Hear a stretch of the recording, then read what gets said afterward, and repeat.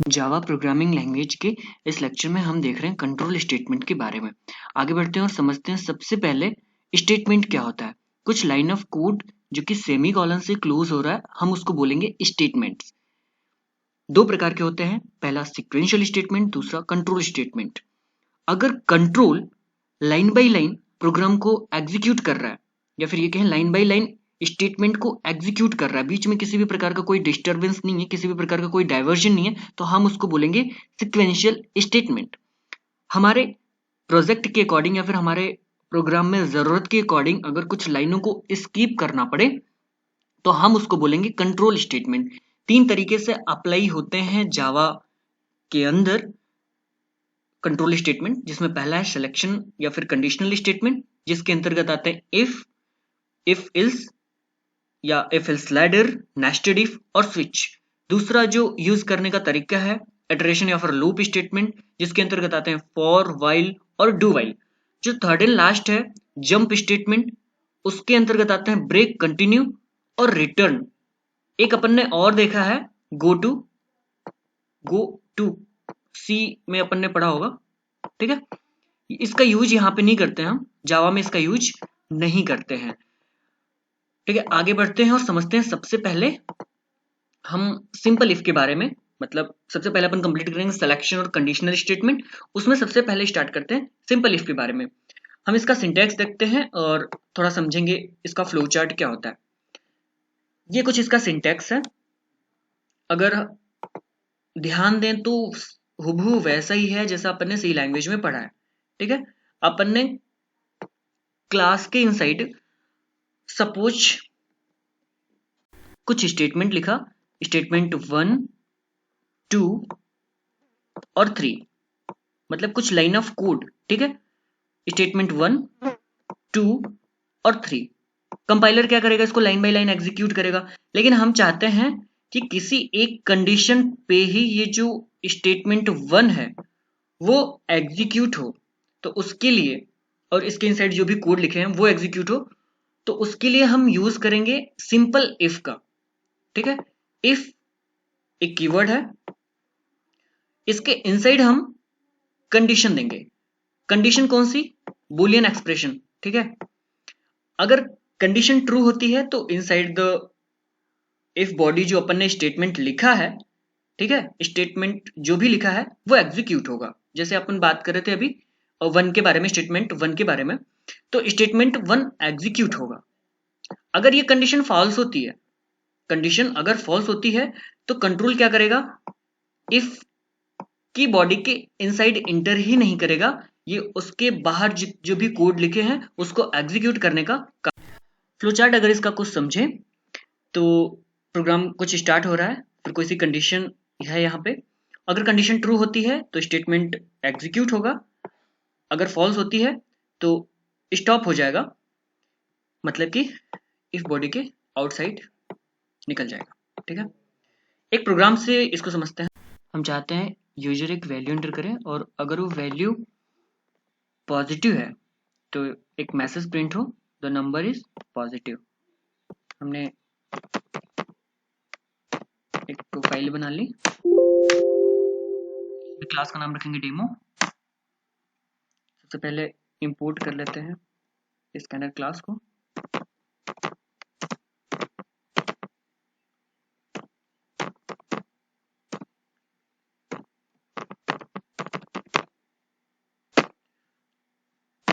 कैसे इंपोर्ट करना है, इसका क्या फंडा है, ये पूरा अपन ने पैकेज में पढ़ा है, समझा है अच्छे से।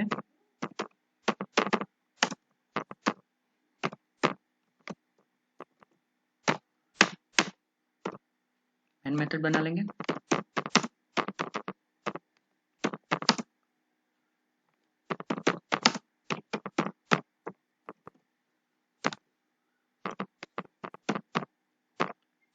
आर्ग्यूमेंट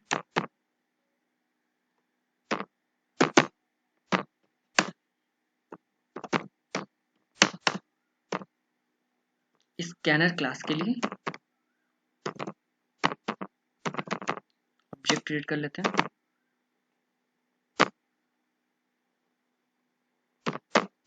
न्यू स्कैनर कंस्ट्रक्टर बना दिया, इसके आर्गुमेंट में पास कर देंगे सिस्टम डॉट इन,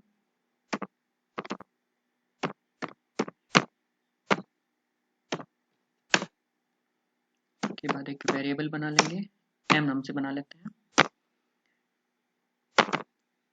ऑब्जेक्ट के साथ मेथड यूज कर लेंगे, इंटीजर टाइप का बनाया है next in,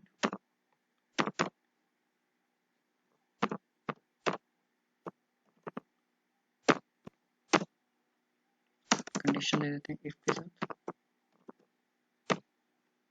M is greater than 0, if की बॉडी बना देते हैं। अच्छा, अगर सिंगल स्टेटमेंट है तो हमको कर्ली ब्रेसेस लगाने की कोई आवश्यकता नहीं है,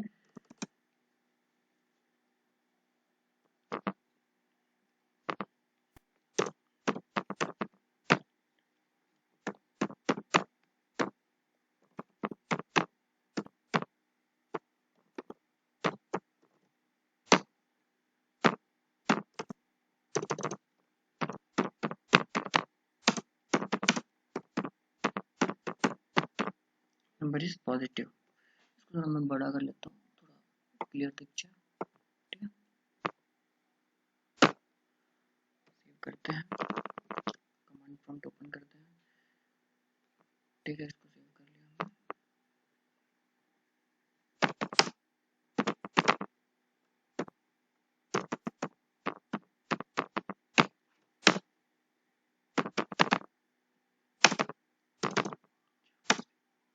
डेमो डॉट फाइल का नाम,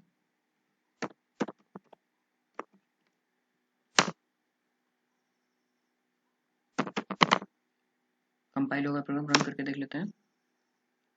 जावा डेमो, कैसे वैल्यू एंटर करते हैं 6, नंबर इज पॉजिटिव, ठीक है। और हम अगर सपोज -23 कर दिया, कुछ भी मैसेज प्रिंट नहीं होगा क्योंकि हमने ऐसा कुछ स्टेटमेंट नहीं दिया है, ठीक है। तो इस प्रकार अपन ने इफ को समझा। आगे बढ़ते हैं और इफ एल्स के बारे में समझते हैं। इफ में देखे थे कि अगर कोई सी कंडीशन ट्रू हो रही है तो इनसाइड द इफ ब्लॉक जो भी अपन ने कोड लिखा था वो एग्जीक्यूट होता था, उसके बाद कंट्रोल बाहर निकलता था। अगर फॉल्स होती थी तो कंट्रोल इनसाइड इंटर ही नहीं करता था बॉडी के। यहाँ पे क्या होगा, अगर कंडीशन ट्रू हो रही है तो इफ के बॉडी के इनसाइड का कोड जो है वो एग्जीक्यूट होगा, अगर कंडीशन फॉल्स होती है तो एल्स के बॉडी के इनसाइड जो भी कोड लिखा हुआ है, हम लोगों ने जो भी स्टेटमेंट दिया हुआ है वो एग्जीक्यूट होगा, ठीक है। अगर इसके फ्लो चार्ट की बात करें, फ्लो चार्ट कुछ इस प्रकार से है इसका।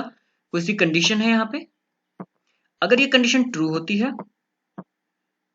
तो इफ बॉडी के इनसाइड जो भी कोड लिख रखा है अपन ने वो एग्जीक्यूट होगा, और ये कंडीशन अगर फॉल्स होती है, कंडीशन के फॉल्स होने पे, कंडीशन के फॉल्स होने पे इनसाइड द एल्स बॉडी जो भी कोड लिख रखा है, जो भी स्टेटमेंट दे रखा है वो एग्जीक्यूट होगा और लास्ट में स्टॉप हो जाएगा, ठीक है। आगे बढ़ते हैं और उसी इस एग्जांपल से समझते हैं जो अभी इफ में समझा था। यहाँ पे मैं क्या करता हूँ, एल्स की बॉडी बना देता हूँ। ये इफ की बॉडी क्लोज हो रही है, यहाँ पे मैं बनाता हूँ एल्स की body.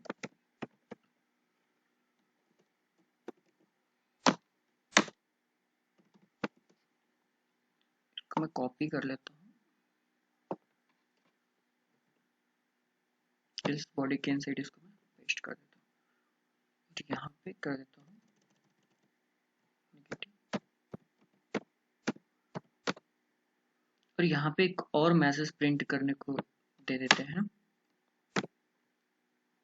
Enter any number.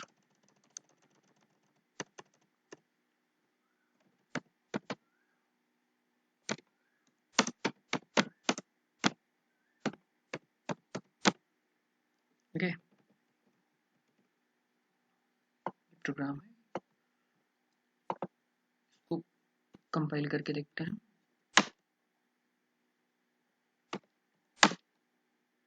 Enter any number, मैंने कर दिया 55, नंबर इज पॉजिटिव। अगर मैंने कर दिया -78, नंबर इज नेगेटिव, ठीक है। तो इस प्रकार से इस प्रोग्राम को समझा इफ एल्स को, मिलते हैं नेक्स्ट लेक्चर में। और इस इफ इल्स को या फिर कंट्रोल स्टेटमेंट को समझने में अगर किसी भी प्रकार की कोई डाउट आया है, किसी भी प्रकार का कोई भी डाउट आया है, तो आप मुझसे पूछिए। और अगर ये वीडियो पसंद आई है तो लाइक कर दीजिए, चैनल को सब्सक्राइब नहीं किया है तो सब्सक्राइब कर दीजिए। धन्यवाद।